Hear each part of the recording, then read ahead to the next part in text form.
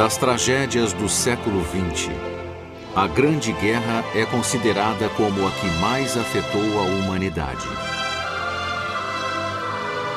Não apenas pelos 22 milhões de mortos entre 1914 e 1918, em uma população muito menor que a atual.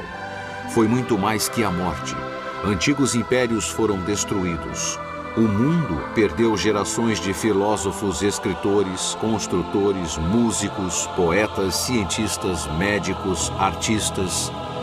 A flor e a semente de um continente magnífico, mortas na lama e na desgraça.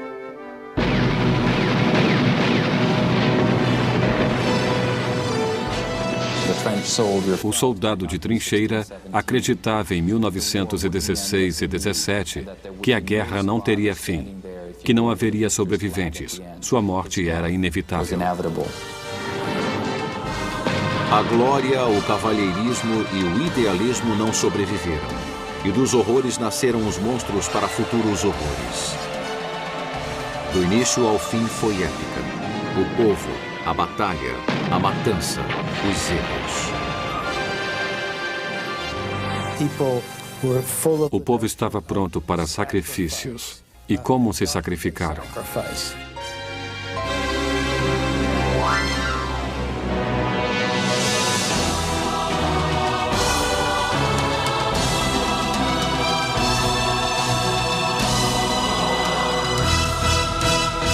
A Primeira Guerra Mundial, o fim de uma era.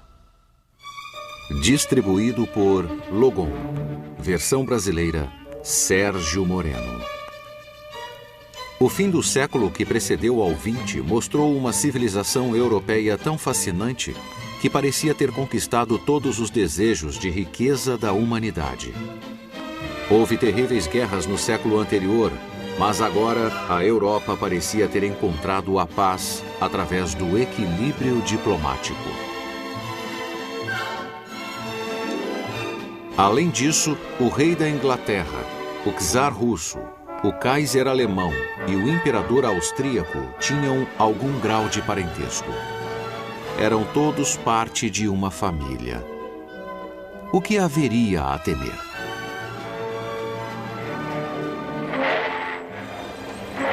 Como resultado da era vitoriana, a próspera Inglaterra possuía uma frota de navios mercantes e várias colônias. Suas costas eram protegidas pelos muros intransponíveis de aço da Marinha Real. Um quarto do globo pertencia à Inglaterra. A Alemanha era um milagre industrial, tornando-se o centro mais rico do poderio industrial europeu. O exército da Prússia era brilhantemente profissional. Sua marinha crescia rápido. O ex-chanceler Bismarck teria dito: "Estou entediado. As grandes coisas já foram feitas."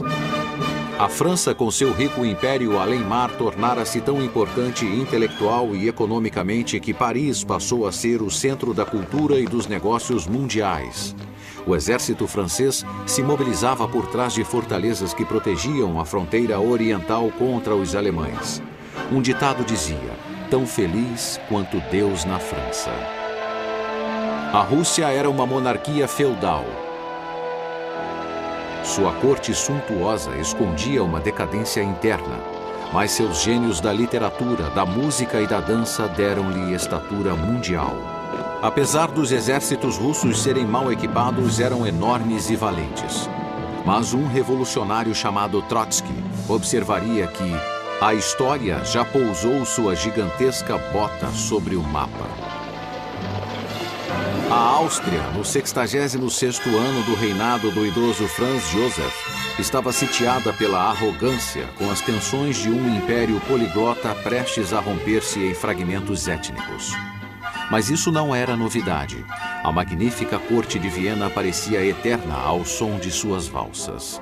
Em Washington, Woodrow Wilson governava um país jovem e feliz, com seus pensamentos elevados e pacíficos, típicos do professor universitário que fora um dia. É correto dizer que os americanos, tanto de dentro quanto de fora do governo, eram da opinião que a guerra na Europa não era de sua conta. were really none of our business. Em Sarajevo, Bósnia, a manhã do dia 28 de junho de 1914 era um dia ensolarado de paz.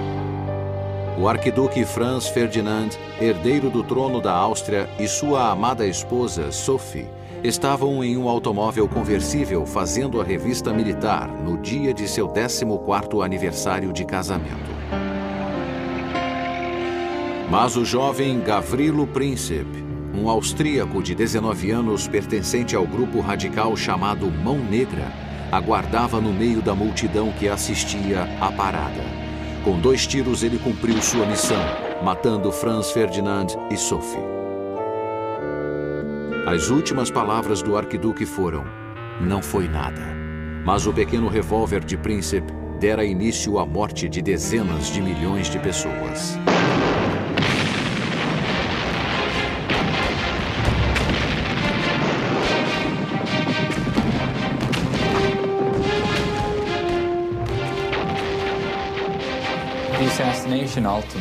O assassinato do arquiduque funcionou contra a independência nacional da Sérvia, pois deu ao governo austro-húngaro o pretexto de ocupar a Sérvia por um grande período.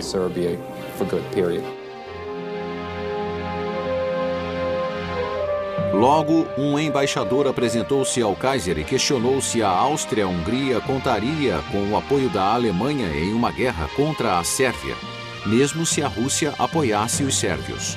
A Alemanha concordou mesmo sem saber se deveria. As alianças objetivavam a proteção. Seria uma guerra pela paz. A Alemanha achava que tinha o apoio da França e da Rússia, que eram aliadas. A aliança entre Alemanha e Áustria-Hungria existia desde 1879, seguida pela aliança entre a França e Rússia. Nesse momento crítico, o monarca alemão foi navegar em seu iate por 20 dias, no que foi descrito como a maior tragédia marítima de todos os tempos. Às suas costas, a Áustria destruiu os esforços de conciliação com os sérvios, enviando-lhes um ultimato e planejando sua conquista e divisão. A Rússia, atendendo aos apelos sérvios contra a ameaça austríaca, se mobilizou. A Áustria-Hungria ordenou a mobilização total sem que o imperador soubesse que a Rússia estava do lado dos sérvios. E assim iniciou-se uma série de mobilizações que acabaria por afetar a Europa. Era uma época que necessitava de gigantes, e não havia nenhum. Muitos homens que estavam no controle tinham medo, não do que aconteceria com eles se fossem para a guerra, mas sim se não fossem.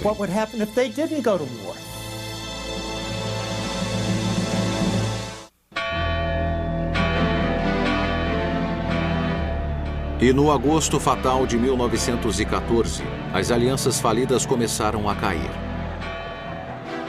Lembrando-se que a Rússia avançava para as fronteiras orientais da Prússia, a Alemanha deu ao czar 12 horas para suspender a mobilização. A seguir veio o ultimato alemão para que a França, em 18 horas, declarasse sua neutralidade, caso a Alemanha lutasse contra a Rússia. Com as fortalezas francesas de Verdun e Toul reféns dos alemães, a França se mobilizou.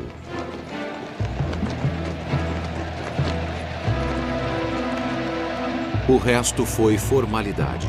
No dia 3 de agosto, a Alemanha entraria em guerra contra a França e a Rússia, aliando-se à Áustria-Hungria, o que acabou sendo altamente animador.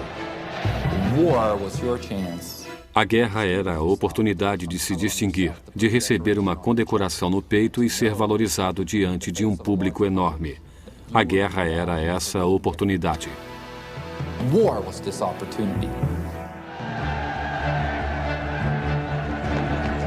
Entre 2 e 18 de agosto, a França enviaria 3,7 milhões de soldados em 7.000 trens. Um trem saindo a cada 8 minutos. A Alemanha enviou 1,5 milhão de homens ao oeste e mais 500 mil para o leste, em direção à Rússia. Era uma guerra pelo poder, prestígio, colônias, mercados competitivos. Não uma guerra de ideologias. Not a war about ideology. It's a war about... Era uma guerra de pessoas querendo respeito. Uma guerra para a Alemanha, que se sentia esmagada e queria expandir-se. Uma guerra para acertar contas antigas, já que a França estava determinada a recuperar a Alsácia e a Lorena. Uma guerra pela estabilidade, com impérios como o Austro-Húngaro querendo neutralizar a Sérvia.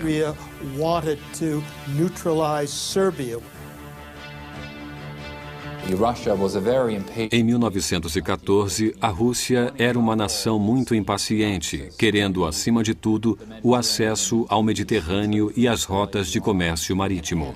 E, mais do que tudo, queria o controle dos estreitos para o Mar Negro. A supremacia de milhares de peças de artilharia pesada e de uma enorme quantidade de metralhadoras ainda seria mostrada nas trincheiras. Mas um general francês, desejoso do ataque, afirmou que sua melhor arma era o peito vivo do soldado francês. A arma secreta da Alemanha era um plano de guerra concebido anos antes por um de seus melhores táticos, o general Alfred von Schlieffen. O general imaginou que os franceses se concentrariam em recuperar as províncias da Alsácia e Lorena, e que dirigiriam seu ataque diretamente para o leste contra as duas províncias e a Alemanha. Von Schlieffen só pretendia uma ação de contenção, com grande parte de seus exércitos alemães concentrados ao norte, formando uma espécie de rolo compressor. Com esta poderosa estratégia, atacaria violentamente as neutras Luxemburgo e Bélgica. Depois o ataque se estenderia para a França pela retaguarda. As fortalezas francesas diante da Alemanha seriam vencidas e os exércitos franceses ficariam esmagados entre as legiões alemãs do leste e do oeste.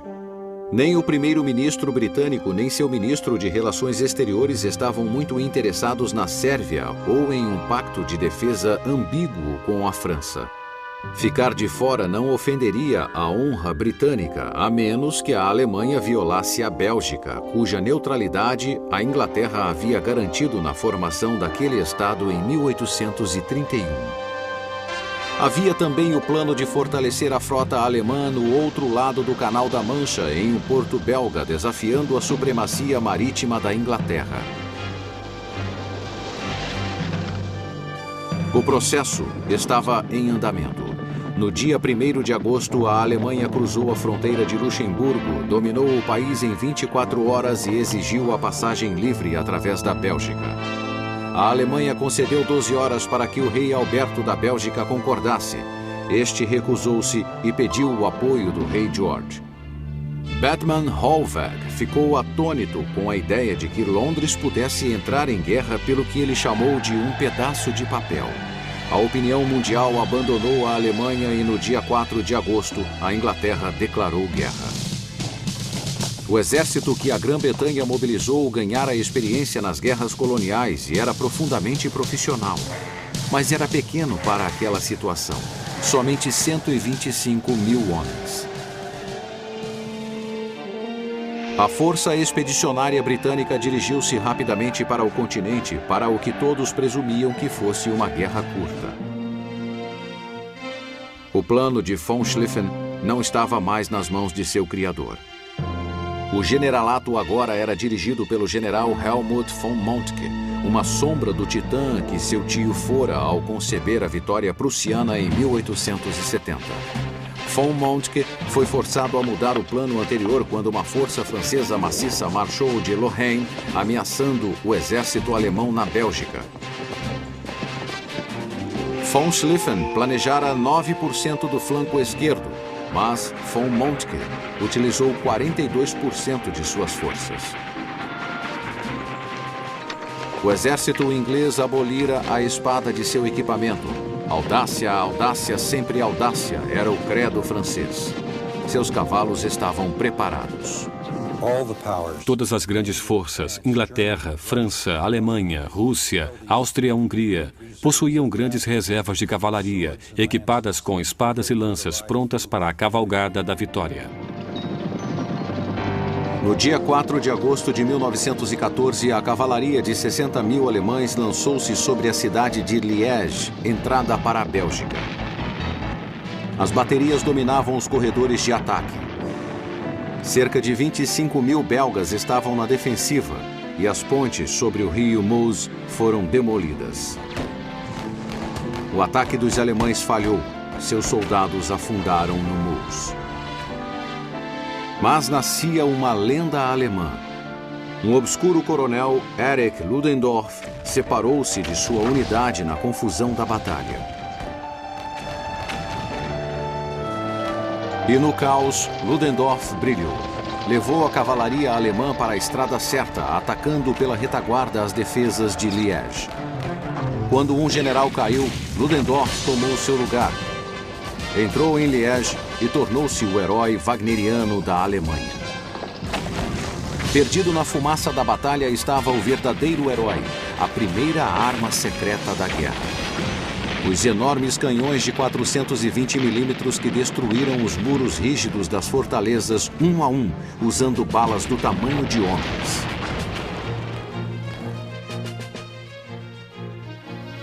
We might say now that Poderíamos dizer que os alemães não eram bons em relações públicas, and they proved o que provaram mais uma vez na invasão da Bélgica e do norte da França. Belgium and of northern France.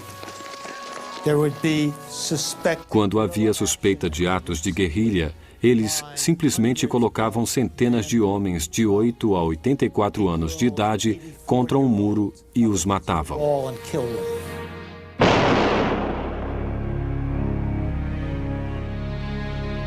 Queimaram a grande biblioteca de Louvain, um dos maiores centros culturais da Idade Média.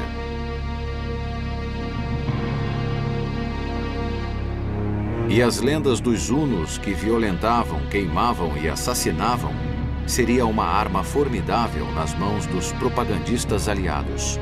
Os fantasmas dos belgas assassinados formariam exércitos para acusar os alemães de suas mortes.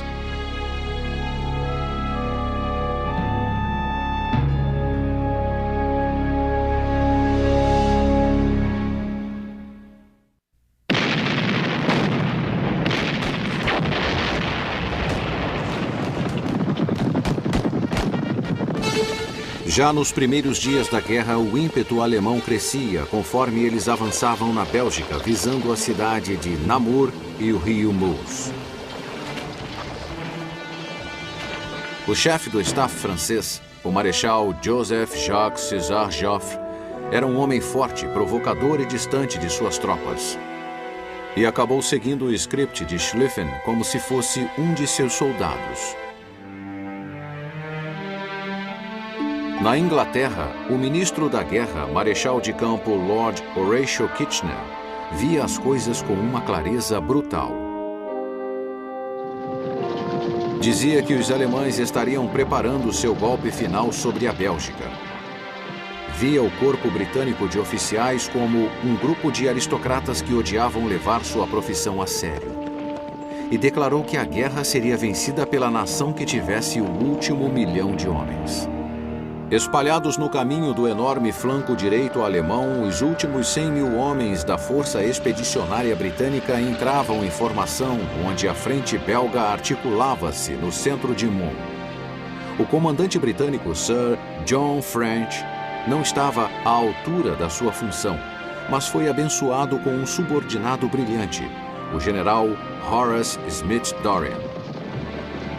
O exército britânico estava no caminho do beligerante general Alexander von Kluck, um jogador que liderava o poderoso primeiro exército alemão da Força do Norte. Von Kluck se deparou com os melhores atiradores do mundo. O ataque britânico foi tão fatal que os alemães não podiam crer que não estivessem enfrentando metralhadoras. Os mortos empilhavam-se.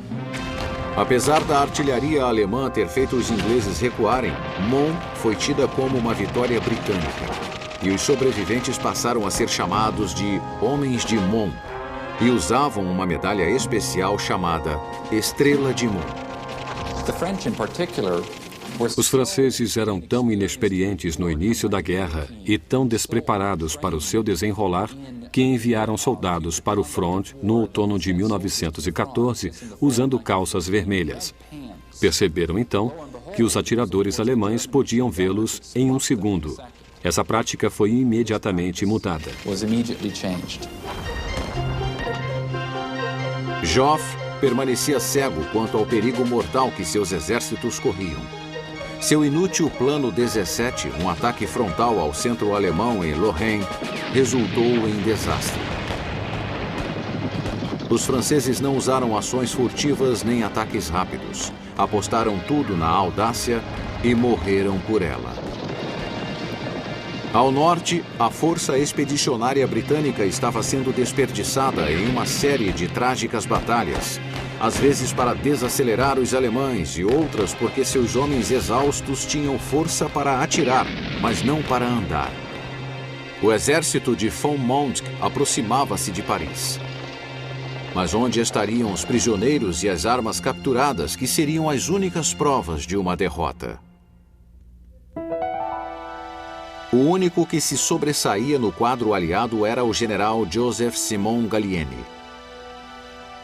Gallieni era velho, estava aposentado, mas era o melhor dos generais franceses. E foi chamado de seu descanso para ajudar na defesa dos arredores de Paris.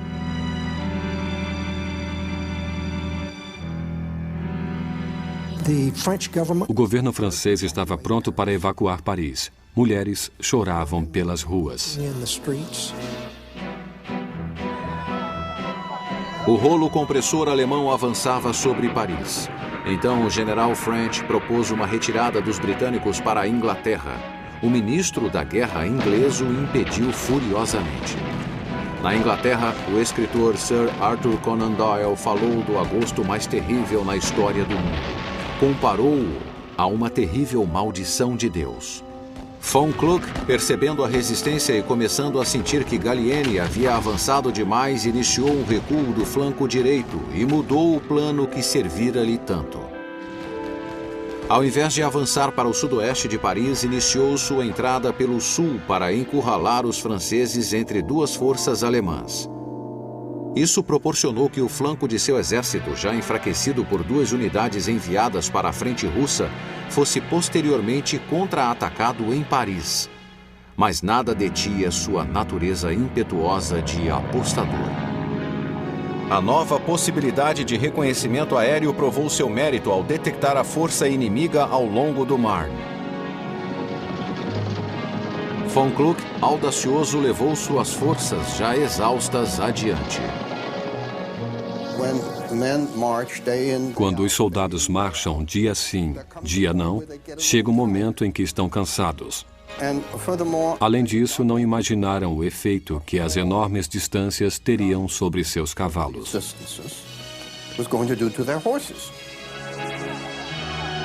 Paris entrou em pânico. Multidões exigiam que fosse declarada uma cidade aberta. Os alemães lançavam panfletos que diziam: não há nada a fazer senão se render. Refugiados corriam para as estações ferroviárias. Ministros choravam.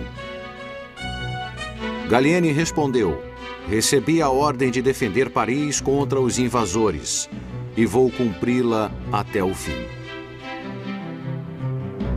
Finalmente, Joffre começou a ver pelo ar as possibilidades do flanco alemão se aproximar. Enviou Gallieni para saber se a força expedicionária britânica de John French estaria pronta para juntar-se a um ataque. Sir John não sabia o que dizer, mas finalmente afirmou: diga a ele que tudo o que o homem puder fazer, nossos soldados farão.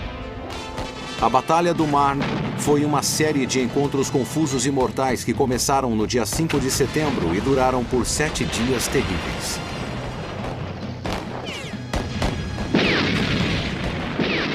Os alemães não tinham cuidado com seus flancos e havia falhas por toda a parte.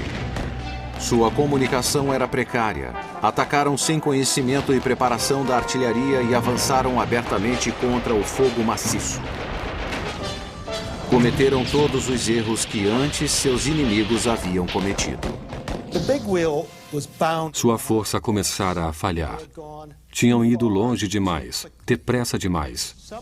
Em alguns dias faziam uma média de 50 quilômetros e não possuíam a capacidade logística para manter essa marcha.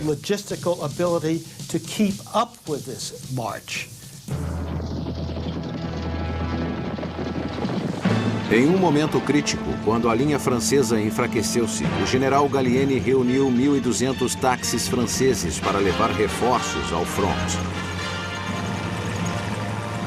Foi o primeiro uso importante da gasolina na guerra. Pouco a pouco, o exército alemão afastou-se para o rio Aisne. Paris estava salva. Ninguém poderia imaginar, mas a velocidade com que as coisas aconteciam nas primeiras semanas da guerra no Oeste havia diminuído. Obviously, we will never know what would have happened if the Germans had taken Paris in 1914. Jamais saberemos o que teria acontecido se os alemães tomassem Paris em 1914. Mas evidências que temos de modo geral não nos sugerem que os franceses iriam jogar a toalha.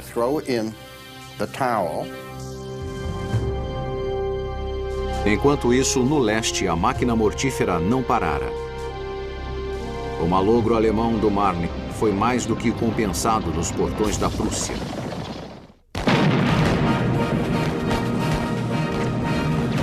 Enquanto a Batalha do Marne ocorria no fronte ocidental no mês de agosto, o enorme exército russo tentava uma vitória decisiva no leste. Os alemães tinham poucas tropas no leste, pois sua intenção era lidar com a França o mais rápido possível e estavam convencidos de que a tirariam da guerra em questão de 6 semanas.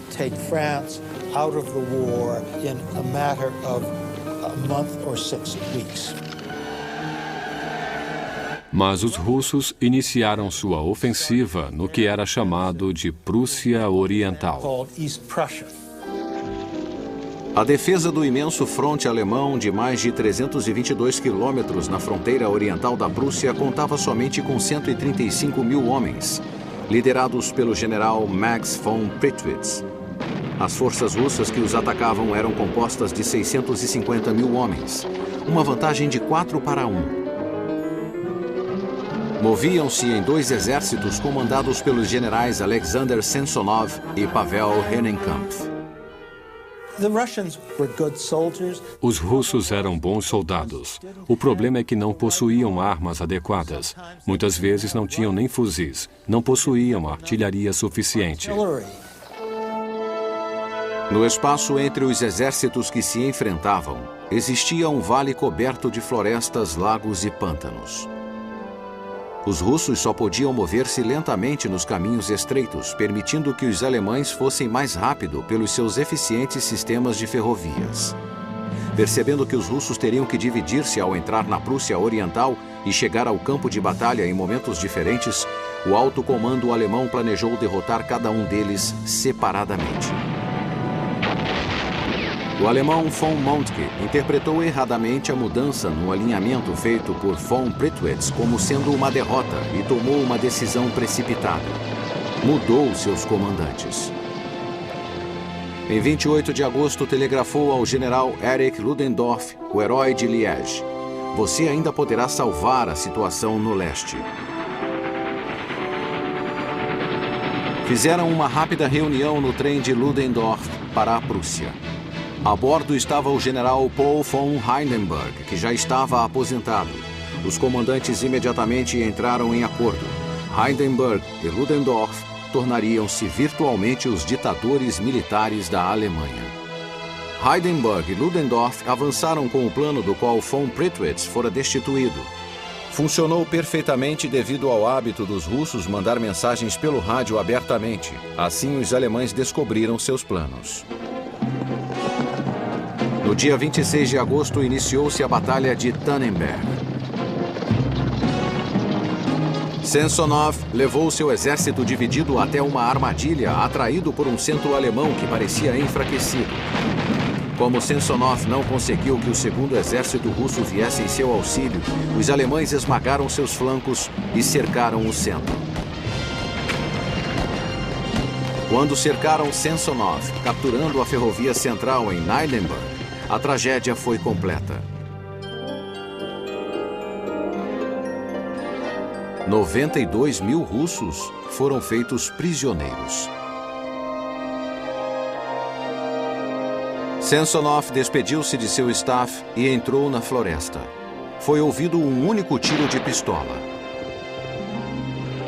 Ninguém deu-se ao trabalho de buscar seu corpo. O público alemão acreditava que Hindenburg e Ludendorff eram uma dupla de gênios militares capazes de qualquer coisa.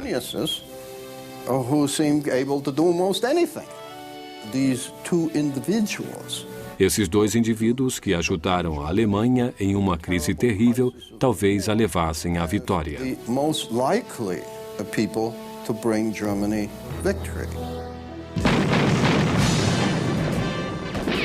A Áustria atacara os sérvios para tomar o território tão desejado. Em 16 de agosto, o exército sérvio, lutando ferozmente sob a liderança de um gênio militar chamado Radomir Putnik, derrotou o ataque austríaco na Batalha do Rio Jadar. E depois foram vencidos pelos russos. Em 1914, precisaram chamar várias vezes os alemães para salvá-los. Isso se repetiu muitas vezes, e foi um dos temas da guerra, pois para salvá-los, os alemães retiravam as tropas do fronte ocidental.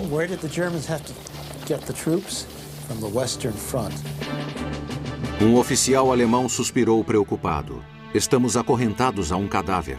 E também no Ocidente ninguém sentia-se confortável. Ninguém percebeu as implicações causadas por tantos soldados em um campo de batalha. Em 1914, a metralhadora e a artilharia rápida permitiam que um soldado cobrisse 3 vezes o campo que cobria na guerra de 1870.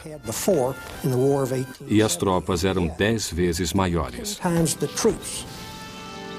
Com o enrijecimento dos frontes, cada lado via que sua única esperança estaria nos flancos e teve início uma série de movimentos desordenados, as chamadas corridas para o mar, para cercar o inimigo ou defender-se de ataques surpresa.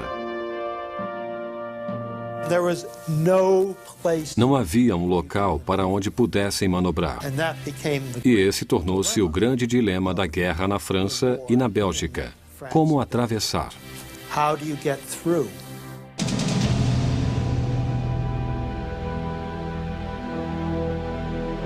No final de setembro de 1914, 2 meses depois do início da Grande Guerra, a frente ocidental tornou-se um labirinto de complexidade assustadora. As trincheiras da altura de um homem foram aprofundadas para movimentar homens e cavalos. Galerias foram feitas para acomodar quartéis, casamatas, depósitos de munição, túneis de passagem e comunicação. As trincheiras eram em linhas sucessivas, protegidas por milhares de quilômetros de arame farpado. E com os frontes estabilizados foi possível iniciar a artilharia maciça na defesa e no ataque.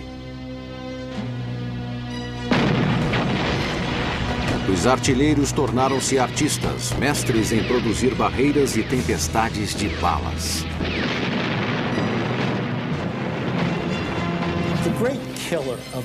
O grande assassino da Primeira Guerra Mundial foi a artilharia, responsável por 75% das baixas no conflito.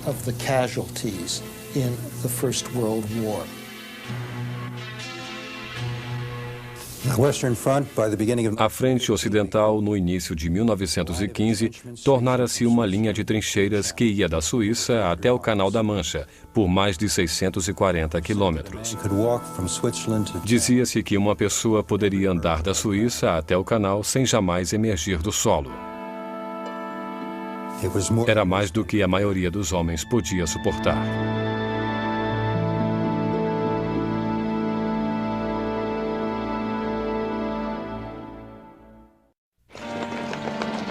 Com a diminuição das armas e dos homens na frente ocidental no início da guerra, a Antuérpia foi evacuada.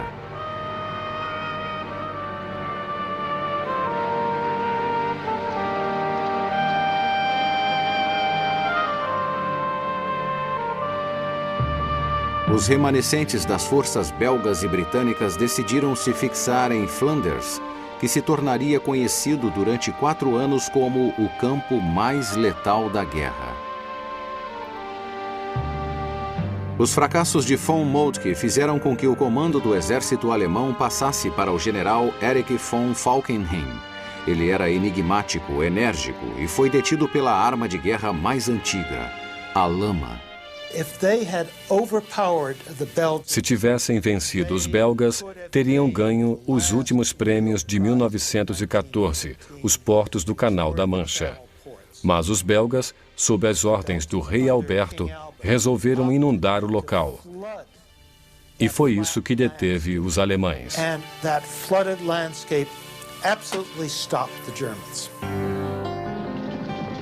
Junto com os franceses, a força britânica defendeu os portos com sucesso em Ypres, chamado para sempre de Esfregão pelos britânicos. As posições defensivas britânicas estavam mal configuradas. Nelas, 1 milhão de pessoas poderia morrer ou ficar mutilada 3 vezes mais rápido do que em qualquer outro setor. Kitchener gritava: "Isto não é uma guerra." A batalha diminuiu de intensidade e os exércitos cavavam mais fundo.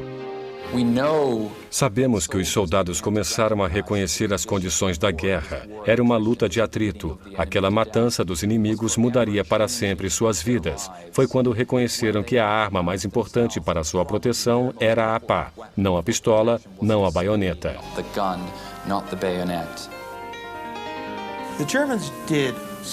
Os alemães foram muito espertos no início da guerra, quando conquistaram praticamente todas as terras altas da frente ocidental.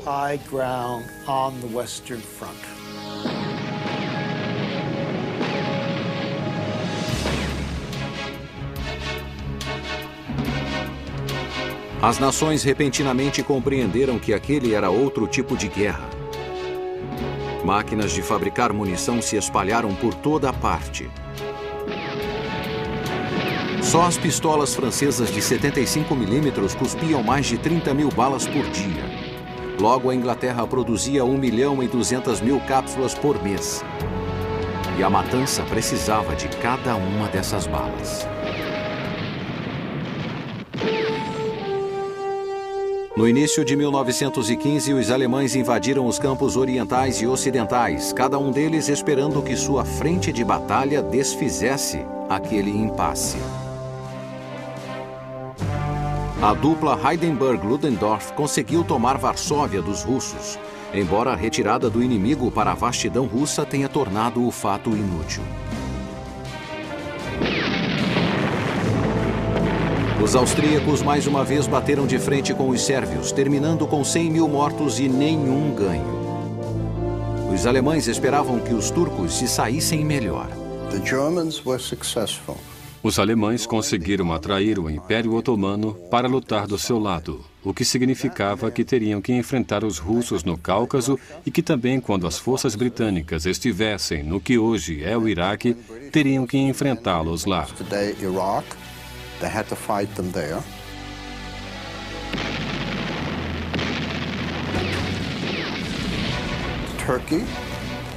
A Turquia, apesar de ter perdido o Império Otomano e a maioria de seus territórios europeus, ainda possuía a área em torno do que era na época Constantinopla, hoje Istambul, e o Estreito de Dardanelos, que liga o Mar Egeu e o Mar Negro. Uma área de enorme importância porque era a rota mais plausível por onde as forças ocidentais poderiam fornecer suprimentos militares para a Rússia.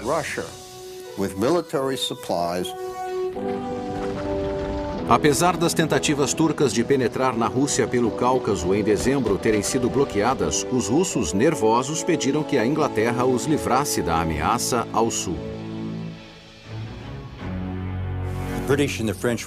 Os britânicos e os franceses estavam determinados a tomar Dardanelos.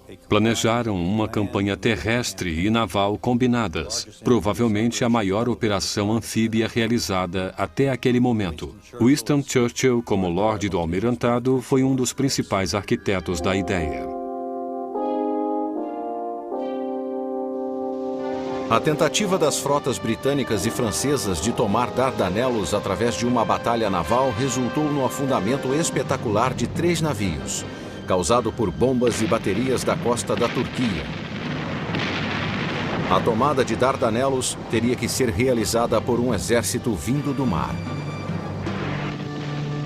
O ponto escolhido para o ataque foi a península de Galípoli, que guardava o lado europeu dos estreitos. Penhascos imponentes davam para o mar, com elevações de até 365 metros. O acesso através das praias estreitas e rochosas estava limitado a uma série de valas entre a densa ravina. O general Ian Hamilton foi enviado por Kitchener para comandar as divisões de australianos e neozelandeses com o general Birdwood. Os Anzacs e uma brigada francesa eram em número de 70 mil destinados à calamidade de uma meta impossível.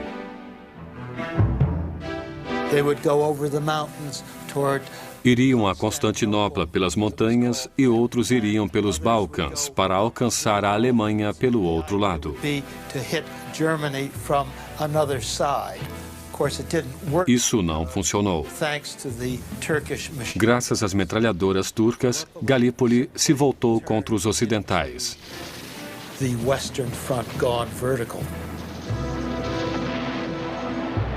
A luta foi soberba por parte dos defensores, liderados pelo general alemão Liman von Sanders, que logo comandaria 84 mil turcos.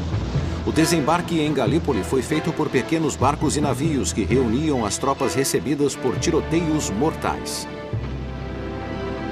As forças aliadas espalharam-se em torno de 4 praias no final da península. Confusos, os soldados perderam suas oportunidades táticas e estratégicas para avançar onde os turcos estavam mais fracos e se dirigiram a um verdadeiro vespeiro.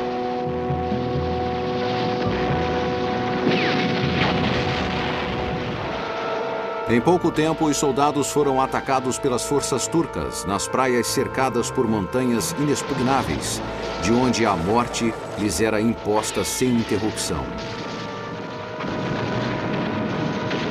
Com a chegada de reforços turcos, Birdwood só sabia dizer a seus soldados moribundos: cavem, cavem, cavem. Por isso lhes deram o nome de escavadores.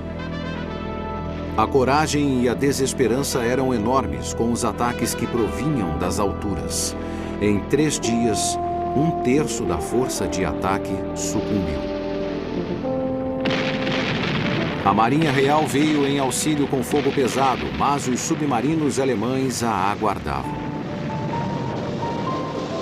3 navios britânicos afundaram. Oficiais de carreira perderam seus postos. O primeiro-ministro britânico Asquith destituiu Winston Churchill de seu posto. Em julho, as mortes na Batalha de Galípoli ultrapassavam a marca de 50 mil. Nomes como Baía de Suvla e Angra Anzac tornaram-se símbolos de coragem inútil e desperdício.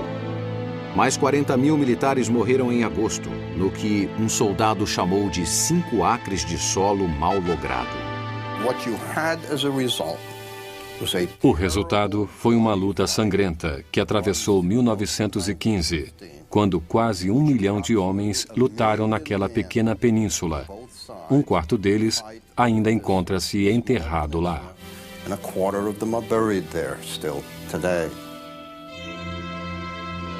Logo após uma nevasca de dezembro ter congelado 280 homens nas trincheiras, os cavadores de Galípoli foram retirados.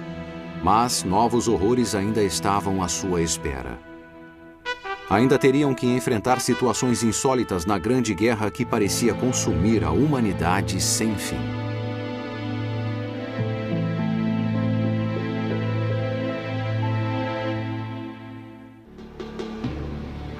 Agora, países entravam na guerra sem nenhum motivo além de promessas de saques.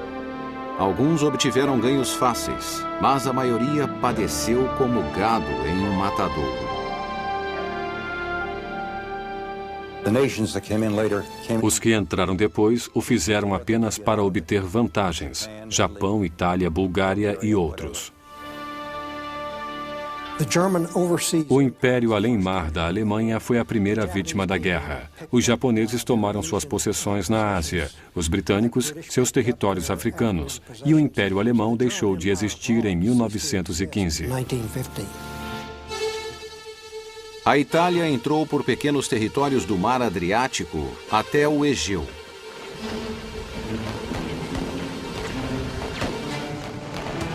O custo foi calamitoso, pois o exército italiano teve de enfrentar as montanhas muito bem defendidas.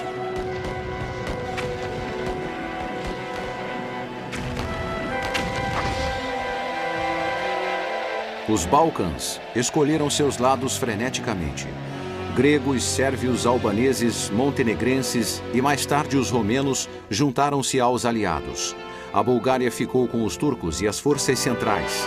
Portugal e Brasil contribuíram com os aliados enviando unidades militares. A França e a Inglaterra tentaram em vão atacar a Sérvia pelo sul por meio do porto grego de Salônica, perdendo 600 mil homens, o que os sorridentes alemães chamaram de o maior campo de concentração dos aliados. Com a paralisação dos exércitos, os navios entraram em ação. A Marinha Real expandiu o bloqueio marítimo de suprimentos úteis à Alemanha, grãos, farinha e outros alimentos. Esse bloqueio para a Alemanha e os países da Europa Central foi tão eficiente que logo ficaram reduzidos à fome.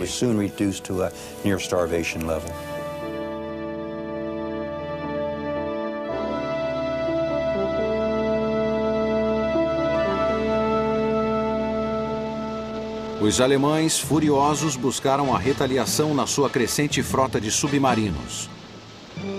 A Alemanha ameaçou afundar qualquer navio nas ilhas britânicas sem aviso prévio. Logo, navios neutros de ambos os lados passaram a ser bloqueados e afundavam rapidamente. A Inglaterra estava mais vulnerável no mar do que a Alemanha, pois importava 64% de seus alimentos, enquanto a Alemanha apenas 25%. O bloqueio britânico forçou o uso do submarino para o comércio, mas era um novo tipo de arma. A superfície podia ser atacada sem aviso, devido à sua vulnerabilidade, sem que alguma resistência fosse oferecida. Os pacíficos e prósperos Estados Unidos, com grande população imigrante alemã, assumiram uma conduta descomprometida, neutra. Perdiam mercados, mas seguiam indiferentes sob a liderança do presidente Wilson. Isto foi um problema para toda a Europa.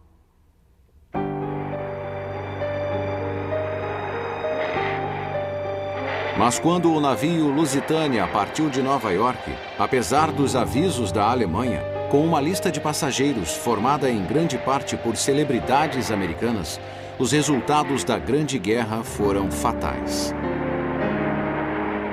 No primeiro dia de maio, diante da costa irlandesa, Walter Schwagner, que comandava o submarino U-20, preparou-se para afundar seu país junto com o navio. Seu torpedo atingiu o Lusitânia, que afundou em 18 minutos.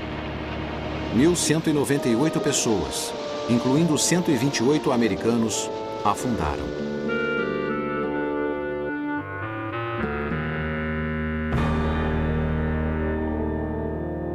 Depois daquilo, não havia dúvida nenhuma de que, em algum momento, os Estados Unidos entrariam na guerra.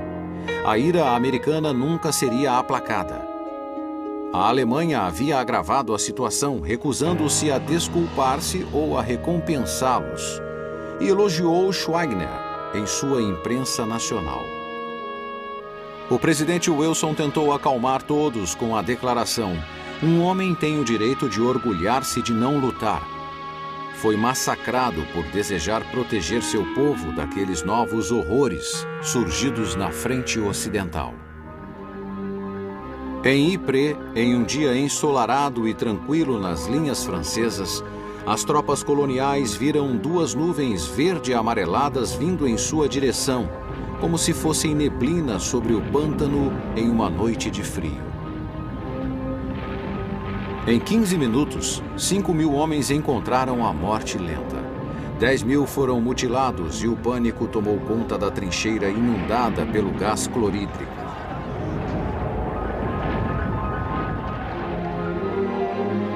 Até os alemães ficaram atônitos com o massacre e não aproveitaram os quase 10 quilômetros de abertura na linha.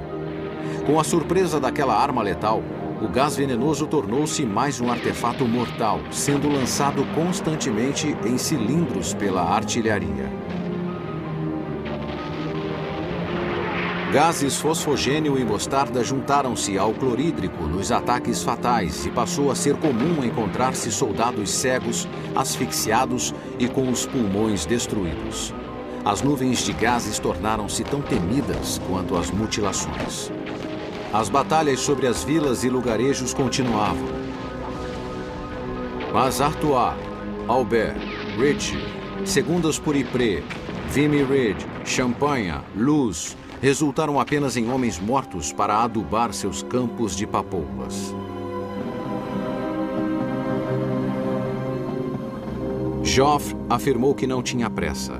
Quando Kitchener e French falharam em Gallipoli e Ypres, o general Sir Douglas Haig, um herdeiro de grande fortuna que nem mesmo passara nos exames da universidade, tornou-se chefe da Força Expedicionária Britânica. Na Inglaterra, os britânicos enfrentavam uma guerra sem fim. Cartazes chamavam voluntários para substituir os mortos. Uma emenda foi criada para colocar toda a indústria a serviço da guerra. As greves eram proibidas. Operários da indústria bélica eram escravizados. E as mulheres foram convidadas para trocar a cozinha pela fábrica. Pela primeira vez, a mulher podia alugar sua própria casa, usar roupas da moda, fumar em público.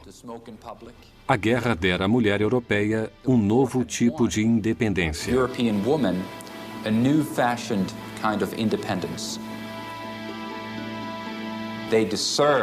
Elas mereciam uma recompensa no final da guerra, e a recompensa era o sufrágio. A morte também chegara aos lares. De 1915 a 1917, grandes aeronaves alemãs chamadas Zeppelins começaram a atacar a Inglaterra. Os alemães bombardeavam cidades bem distantes do fronte. Costumamos esquecer que os alemães adoravam bombardear as cidades. Surgiram então os canhões antibombardeiros e aviões de caça que suavizaram a ameaça dos Zeppelins. Pela primeira vez na história apareceu um novo herói que vivia nas nuvens. 10 anos após os irmãos Wright voarem, os duelos eram acima da terra. As pistolas foram substituídas por metralhadoras sincronizadas e bombas sofisticadas. Foi inventado um novo vocabulário: dogfight, ataque aéreo, strafing, spade, Newport, Fokker, spin, loop, aeródromo e, mais que tudo, um mas. Enquanto os soldados da artilharia que matavam 1.000 homens por dia eram ignorados, os assassinos do ar ocupavam as manchetes dos jornais. Von Richthofen, Bishop, Fonck e Bilk eram deuses nacionais. Max Immelmann e Hal Lufberry deram seus nomes a manobras aéreas clássicas, tornando-se imortais. Infelizmente, os imortais às vezes caíam das alturas envolvidos pelas chamas. A infantaria que recolhia os destroços acreditava-se imune, só que não por muito tempo.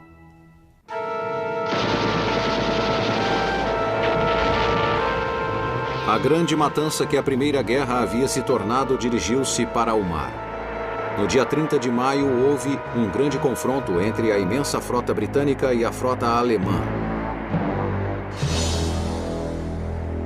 A força do almirante Sir John Jellicoe se deparou com os alemães, comandados por Reinhard Scheer, na península da Jutlândia, onde aconteceu algo como uma briga de facas feita com canhões de 14 polegadas. Os alemães estavam mais preparados e 117 mil toneladas de navios ingleses afundaram, juntamente com 61 mil toneladas de navios alemães. Nada havia sido realmente decidido. Ocorrera apenas um empate na Jutlândia. Os alemães apenas afundaram mais navios. Por outro lado, a grande frota alemã foi rechaçada para suas bases e nunca mais emergiu. A partir de então, o bloqueio aos alemães não foi mais combatido.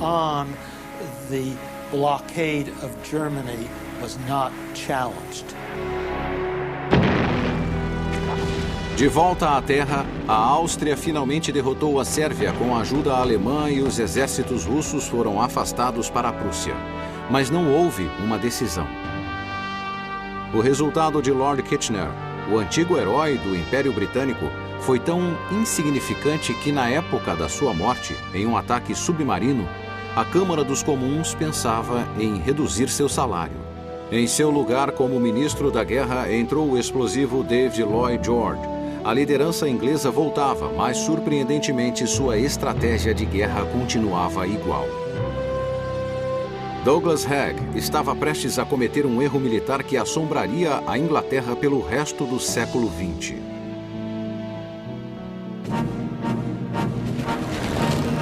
Lançou uma grande ofensiva em direção às montanhas altamente fortificadas acima das trincheiras aliadas ao longo do rio Somme. Sua confiança e teimosia não conseguiram impedir que as metralhadoras e a artilharia alemãs dizimassem toda uma geração de ingleses. Eles perderam 60 mil tropas em um único dia. Esse ataque teve implicações muito além dos campos de batalha. Os australianos e os canadenses jamais perdoariam as táticas inglesas usadas no fronte ocidental em 1916 e isso abalou o Império Britânico.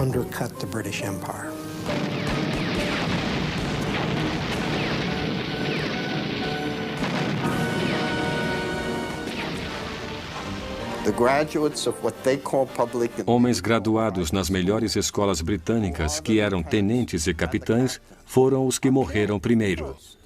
Com isso aconteceu o que chamamos de inversão da pirâmide social. A próxima geração de médicos, advogados, funcionários públicos, engenheiros e líderes políticos foi morta primeiro. Doctors, lawyers, civil servants, engineers, political leaders are the people who get killed first. O poeta-soldado Siegfried Sassoon escreveu: "Meus olhos dirigem-se para as sombras verdes escuras do pequeno rio, mas meus pensamentos são frágeis diante de tão grande infelicidade." Os ganhos foram poucos. A matança continuava. Haig continuou com sua campanha sangrenta até novembro, quando não havia mais ninguém para convocar. No final de 1916, 607 mil soldados ingleses haviam morrido. Com a destruição do exército profissional e da morte dos voluntários no Somme, o recrutamento começado em 1915 servira para alimentar a máquina da morte. Casados morriam juntamente com solteiros. Comunidades inteiras alistavam-se nos batalhões de amigos, dos quais o mais famoso foi o de Liverpool. Esses homens eram treinados juntos com seus amigos, organizados em regimentos e brigadas, de forma que a comunidade ia para a batalha como uma unidade. Isso foi desastroso em 1916 e 1917, quando comunidades inteiras desapareceram. Winston Churchill, que havia sido criticado, sugeriu uma nova arma para acabar com o impasse. Apoiou o coronel Ernest Swinton no pedido da criação de um novo veículo motorizado. As armas secretas foram embaladas e enviadas com o carimbo de caixas d'água, que logo tornaram-se tanques. Um general insistia no valor dos cavalos e rechaçou a mudança. Mas os tanques eram citados com grande veemência, especialmente após do que aconteceria em Verdun. Falkenhayn, em um dos seus momentos de cinismo, decidiu atacar Verdun não pelo território, e sim para matar. Verdun, not to gain territory, but to kill people. You don't tell people this. Não se dizia aos soldados que estavam sendo enviados para a batalha para vencer ou destruir alguma coisa. To win this. Eram enviados para a guerra simplesmente para matar mais homens do que os que já estavam morrendo. Of killing more of the other guys than you're losing yourself. O ponto escolhido foi Verdun. O alvo seria o sistema de forte centralizado em Douaumont. Esse ataque foi chamado de Operação Gericht, que significava local de execução.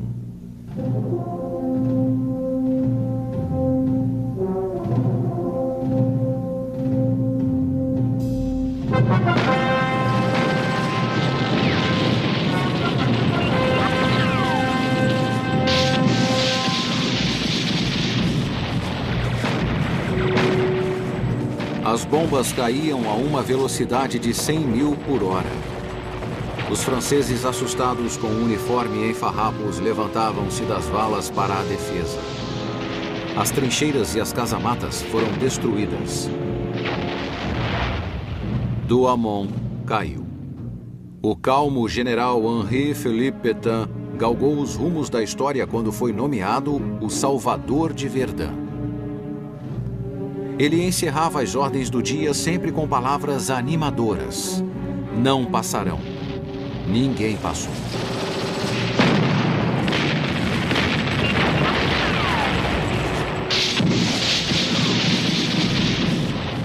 Depois de quase 6 meses de luta, a exaustão e falta de munição causaram o cessar-fogo em Verdun. A França perdera 500 mil homens. A Alemanha 400 mil. Falkenhayn acertara na sua estimativa, só que estavam longe da vitória. Seus homens morreram na lama, outros na areia. Foi na Primeira Grande Guerra que o petróleo fez a diferença, e ele estava localizado no Oriente Médio. Os ingleses queriam expandir seu império e tomar o controle do petróleo. Então, muitas tropas foram colocadas no Egito e na Mesopotâmia.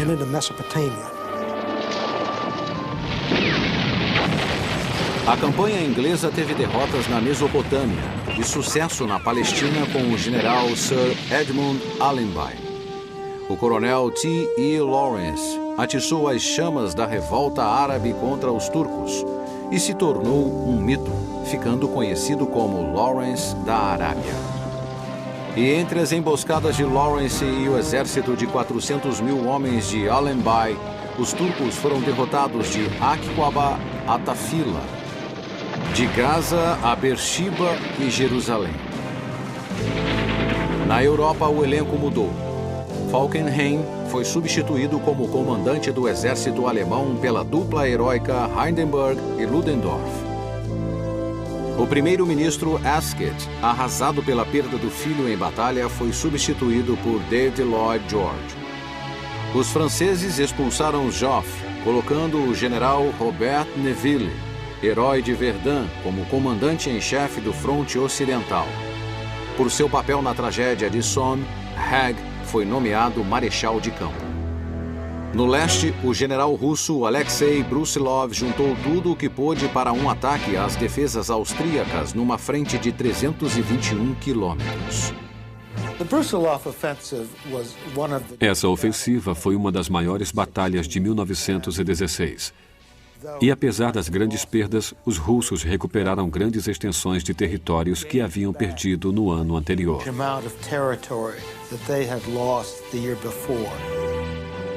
Mas essa foi a última grande vitória dos russos, pois seus soldados morriam de exaustão e falta de suprimentos.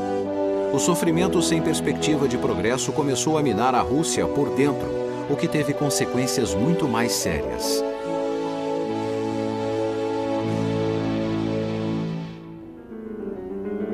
No início de 1917, o czar estava no fronte com seus exércitos dissolvidos, deixando seu império desgovernado. Em Petrogrado surgiram revoltas e as metralhadoras da polícia mataram centenas. O conflito espalhou-se para outras cidades. O que farei? Perguntava o czar a seus conselheiros. A resposta era: deves abdicar. Foi o que ele fez e a dinastia Romanov morreu no dia 16 de março de 1917. Para desestabilizar seu inimigo, a Alemanha enviou para a Rússia o arqui-revolucionário Vladimir Lenin, vindo de seu exílio em Zurique. A partir daquele momento, Lenin lançou-se furiosamente em sua luta pela liderança e a Rússia começou a abandonar a guerra. Mas tudo que os alemães ganhavam na Rússia, perdiam para os Estados Unidos com suas sabotagens, submarinos e habilidades em geral.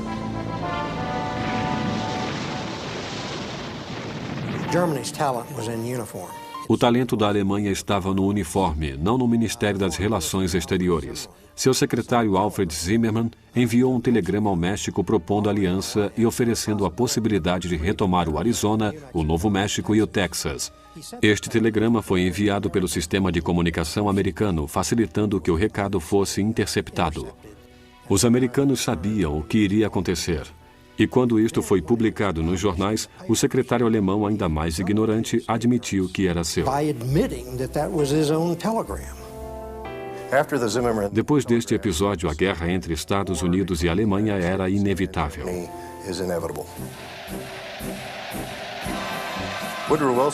Woodrow Wilson, que fora eleito em 1916 para o seu segundo mandato sob o slogan "Ele nos manteve fora da guerra", não era tão pacifista quanto acreditavam. Na verdade, era um intervencionista.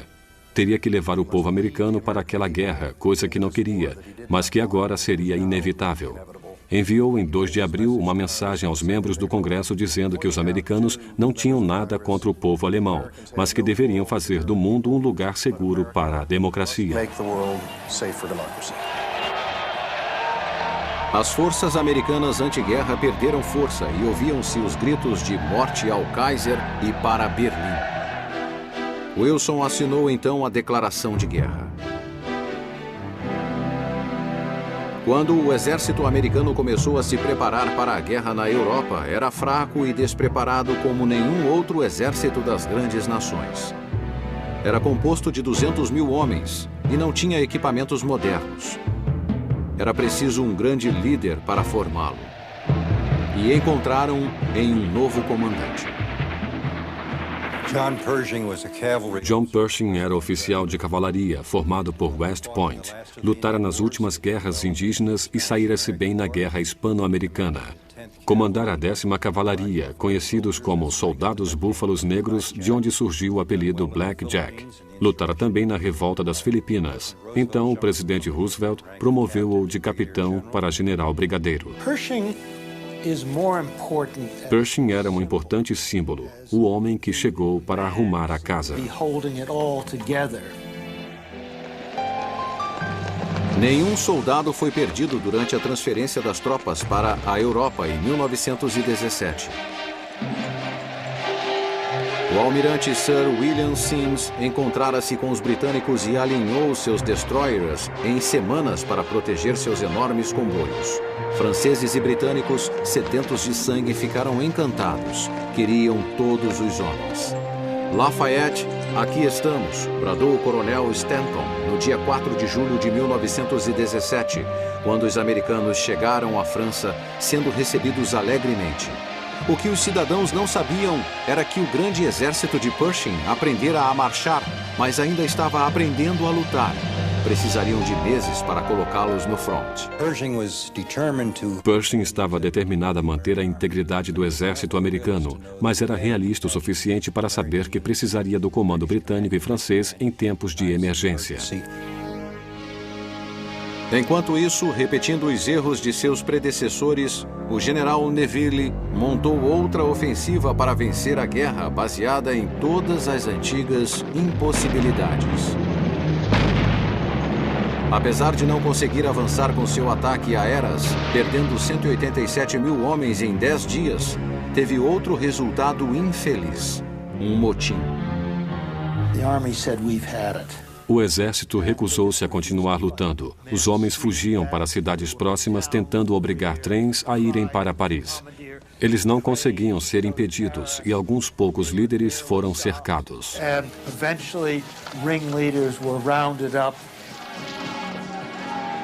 Houve tentativas violentas de refazer o exército, mas apenas conseguiram livrar-se de Neville e trazer o general Pétain para equilibrar a liderança com compaixão. Ele recuperou o exército desmoralizado, mas os soldados estavam cansados e eram poucos. Precisavam de corpos americanos jovens e fortes. Georges Clemenceau, o novo primeiro-ministro francês, queria apressar as coisas e dizia isso claramente. O marechal de campo Haig tentou tomar os portos de submarinos e desviar os alemães do setor francês, mas isso apenas acrescentou mais cruzes aos cemitérios ingleses. Escolheu Flanders para tentar uma última penetração. No fronte de Ypres, houve uma terceira batalha em terras pantanosas de vilas destruídas. Uma delas, chamada Passchendaele, cercada pela lama e morte, seria lembrada por gerações a fim. Não há nada parecido com a lama da Europa durante a Grande Guerra. Era um mar líquido onde os cavalos se afogavam. Os feridos afundavam na lama e não morriam de ferimentos, mas afogados. Não havia mais tropas. Não conseguiam se mover e os soldados ficavam automaticamente deprimidos. Porém, havia uma ponta de esperança em Cambrai, onde o ataque de 324 tanques a 2,5 km por hora ganhou mais terreno em 6 horas do que tinha acontecido em 4 meses. Na Itália, os alemães foram auxiliar os aliados austríacos e acabaram com seus inimigos. No outono de 1917, atacaram o exército italiano na Batalha de Caporetto, que terminou em 20 dias.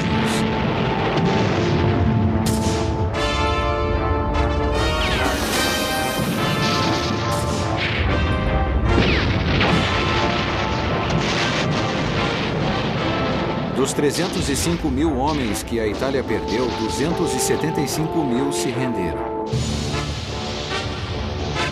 Os italianos precisavam de todos os homens para ajudá-los a continuar a lutar. Muito mais importante, a Rússia pretendia abandonar a aliança, levando seus milhões de soldados. No final de 1917, os revolucionários bolcheviques de Lenin lutavam para afastar o governo provisório de Alexander Kerensky e levar a Rússia a uma paz inseparável. Em 7 de novembro, quando os regimentos de Petrogrado não mais aceitaram sua liderança, Kerensky saiu da cidade e Lenin ficou no comando. Os gritos para que a guerra terminasse aumentavam.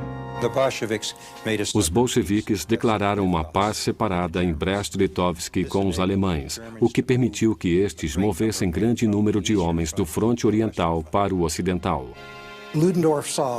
Ludendorff viu que 1918 seria o início ou o fim da Alemanha. Um grande número de americanos aproximava-se e ele teria que destruir os exércitos aliados que estavam na luta desde 1914, antes da chegada dos americanos. Ludendorff criou uma nova doutrina tática para os alemães no inverno de 1917-1918. A infantaria era composta de pequenos grupos de 12 a 15 pessoas, armadas ou reunidas em torno de metralhadoras ou lança-chamas. Deveriam infiltrar-se e flanquear, ir para trás e continuar. O ataque começou na neblina de 21 de março. Houve uma enorme preparação da artilharia, pequena e muito violenta. Gases e fortes explosivos. Quando os alemães infiltraram-se nas linhas de frente, os ingleses foram destroçados. Havia 8 batalhões britânicos, 6.000 tropas no local. Só 50 sobreviveram. Sua frente desintegrou-se em ilhas isoladas com a maré de alemães em torno deles. Abrigos caíram e depósitos de munição explodiram. Os alemães, em sua Operação Michael, conseguiram penetrar. O eixo de comunicação de Amiens seria o alvo seguinte para separar os franceses dos britânicos. Depois iriam para Paris e para o Canal da Mancha. Ludendorff já previa a vitória. A Operação Michael foi um enorme sucesso no primeiro dia. Em 24 horas, os alemães ganharam mais terreno do que os franceses em 140 dias, 2 anos antes.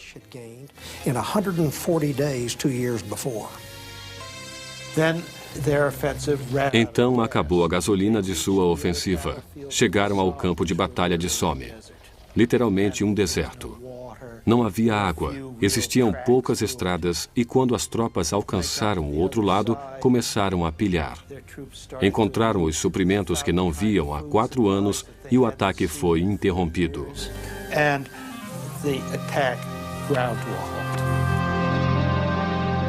Os aliados precisavam de um comandante-geral. O general Ferdinand Foch apresentou seu currículo.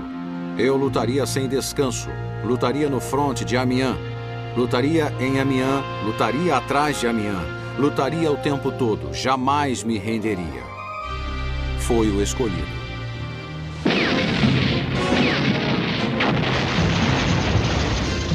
A operação percorreu 2.000 quilômetros quadrados e capturou 90.000 prisioneiros. Ludendorff reagrupou suas forças exaustas para seguir em frente.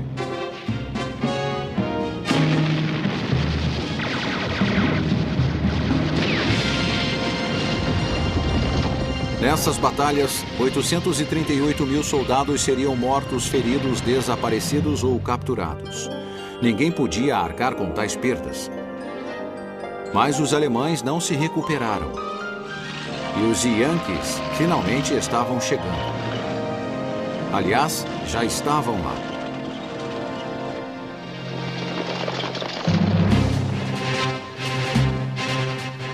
O que levou os americanos à sua primeira ação em grande escala foi quando um ataque repentino alemão fez um avanço sobre as linhas francesas e britânicas por trás do elevado Chemin des Dames.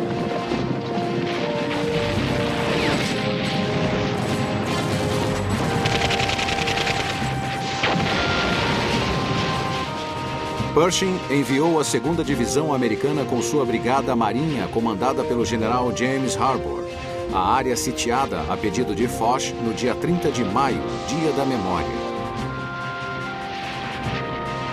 Chegando a Château-Thierry, passando por franceses gritando "A guerra acabou", os americanos ficaram encurralados nas margens de um rio e lutaram contra um inimigo que usava metralhadoras e artilharia.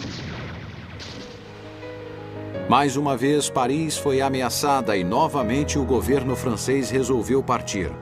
Os refugiados foram na frente. Pershing disse: a possibilidade de perder Paris tornou-se aparente. No dia 1º de junho, a 3ª Brigada Americana e a Brigada Marinha iniciaram a rota Paris-Metz para auxiliar os franceses. Os alemães vindos de Château-Thierry invadiram a estrada indo para Belleau, um local de caça. O general Harbour disse a seus fuzileiros: não cavamos trincheiras para nelas cair. Os fuzileiros ficarão onde estão.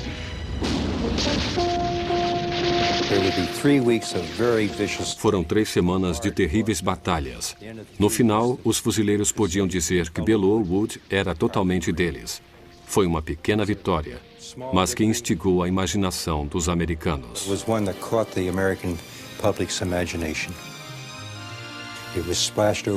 Foi estampado nas primeiras páginas de todos os jornais americanos. Os fuzileiros salvam Paris em Belleau Wood. Isto aborreceu o exército e ainda aborrece em alguns quartéis. O entusiasmo era grande na América. O povo sofria falta da carne, gás e luz em suas casas.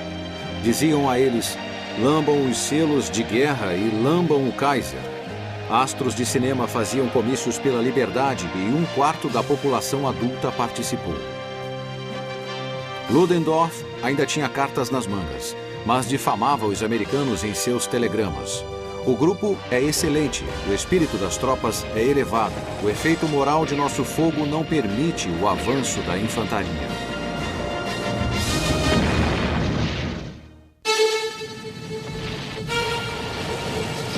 Os americanos estavam espalhados em várias unidades que enfrentavam golpes desesperados de Ludendorff, que os chamava de Friedenssturm, ou Tempestade pela Liberdade, ou Ofensiva da Paz. Uma grande invasão ocorreu entre os rios Aisne e Marne, como uma adaga apontada para Paris e seu sistema de comunicação. Ela teria que ser enfrentada rapidamente. Os americanos criaram um plano para restaurar a linha em julho de 1918. Usaram mais de 300 mil homens, sofrendo 67 mil baixas durante a campanha. A restauração da linha deixou os alemães furiosos mais uma vez.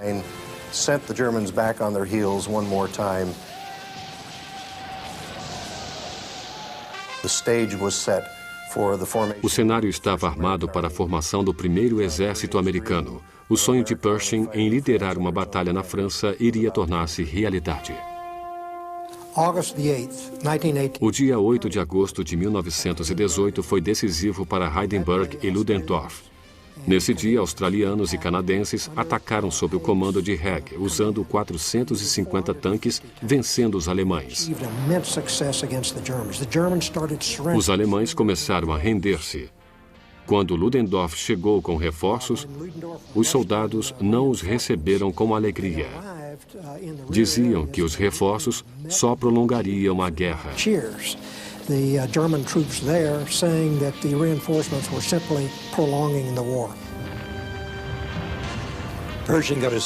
Pershing teve sua primeira chance de mostrar o que o exército americano poderia fazer em setembro em Saint-Mihiel.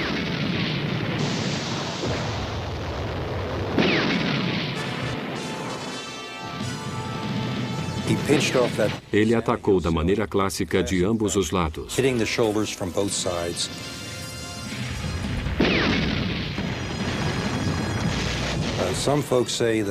Alguns dizem que os alemães já estavam retirando-se de Saint-Mihiel. Talvez estivessem porque sabiam que os americanos estavam chegando.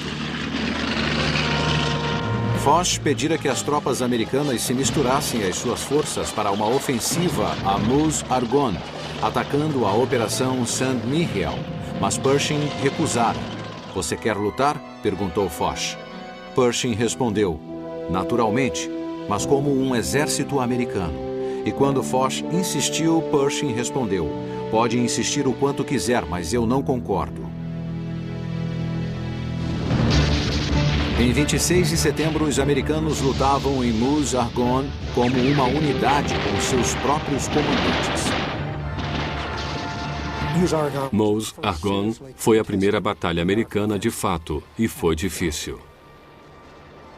Pershing ordenara um ataque em linha, o que significava que qualquer resistência em algum setor pararia toda a linha.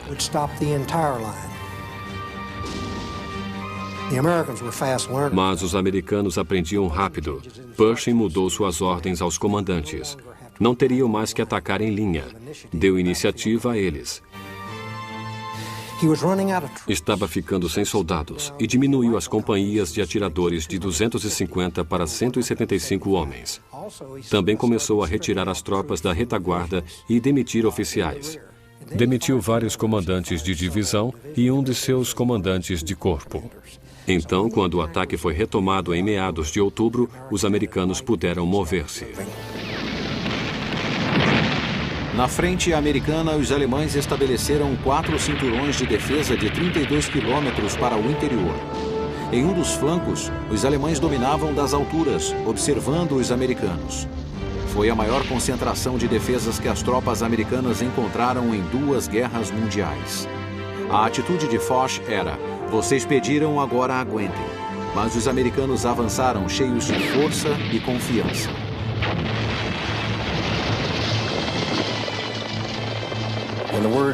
O general Ludendorff, anticético, quando perguntado quem venceu a guerra, dizia: "A infantaria americana."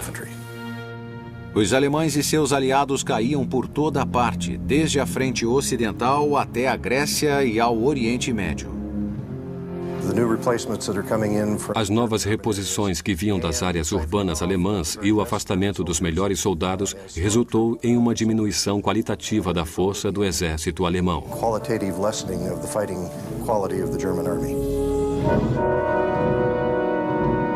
Ludendorff estava próximo de um colapso nervoso.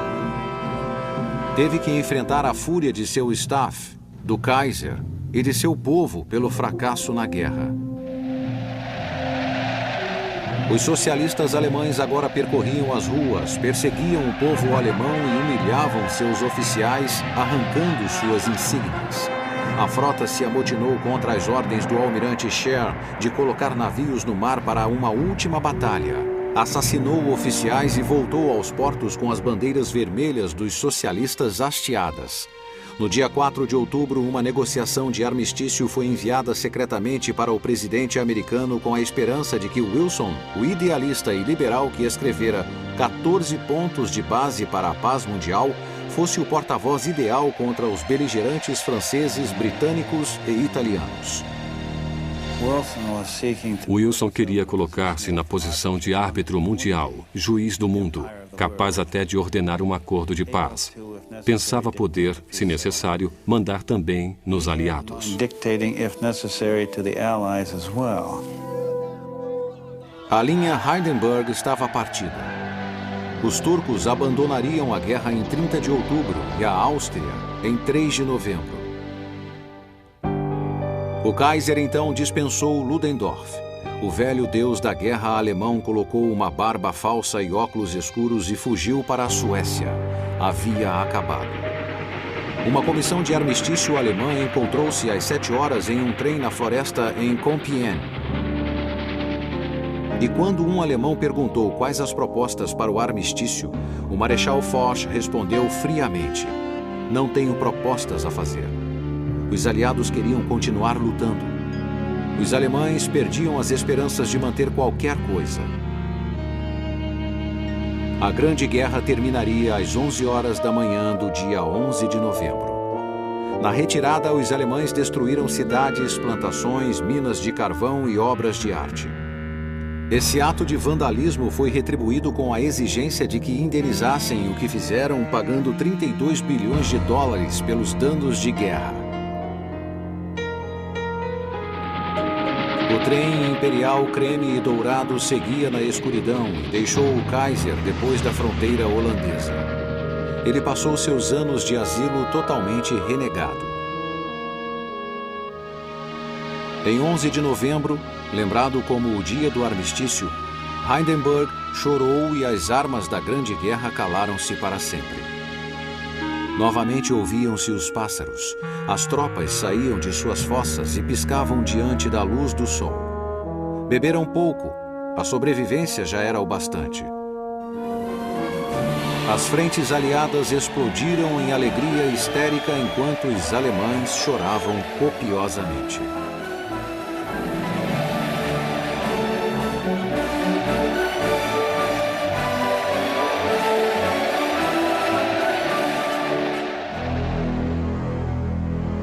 Um cabo alemão chamado Adolf Hitler, naquele momento guardando prisioneiros russos em Traunstein, repassava os acontecimentos do dia em seu cérebro doentio.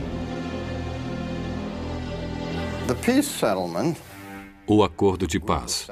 Uma série de decisões feitas com a Alemanha, a Áustria, a Hungria, a Bulgária, a Turquia, foi assinado nos subúrbios de Paris. E esses tratados foram muitas vezes criticados.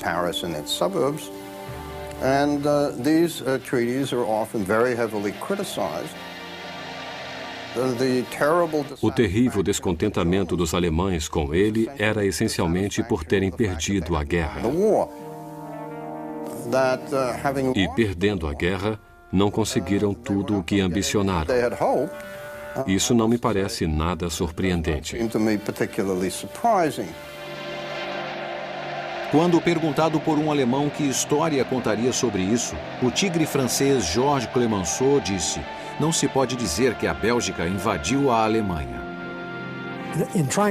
Tentando resumir a guerra, não há como expressar o que aconteceu.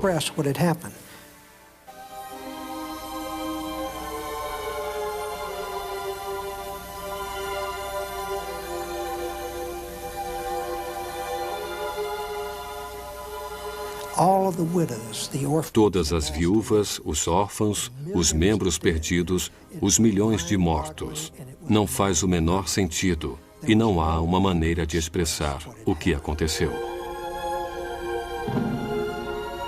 A morte e os feridos foram o resultado da guerra. 9 milhões de soldados russos, 7 milhões de alemães, 7 milhões da Austro-Hungria, 6 milhões de franceses e 90 mil do Império Britânico e mais de 200 mil americanos em apenas 7 meses de batalha. A Grande Guerra matara 22 milhões de homens. Wilson voltou para casa para discutir longamente com o Congresso seu desejo que os Estados Unidos entrassem na Liga das Nações. Tentava discutir esse assunto com o povo quando um derrame venceu-o na última luta da Grande Guerra que ele perdeu. Sua liga morreria sem a América. Os exércitos aliados voltaram para casa em grandes paradas. Mas o preço da guerra foi maior do que podia ser mostrado. Juntamente com tantos soldados mortos, desapareceram séculos de esperança nas possibilidades da inteligência, gentileza e grandeza humanas. Os alemães, austro-húngaros, otomanos e impérios russos terminaram seus dias no centro da Europa e o Império Britânico foi fatalmente ferido. A inocência americana ficara no passado. O que fora perdido em arte, tesouros, saúde, gênio e alegria jamais seria recuperado. Assim como as lágrimas daqueles que esperaram para sempre pela volta dos 22 milhões que dormem sob um mundo destruído. Essas feridas não têm cura. E 21 anos depois, a carnificina começaria novamente.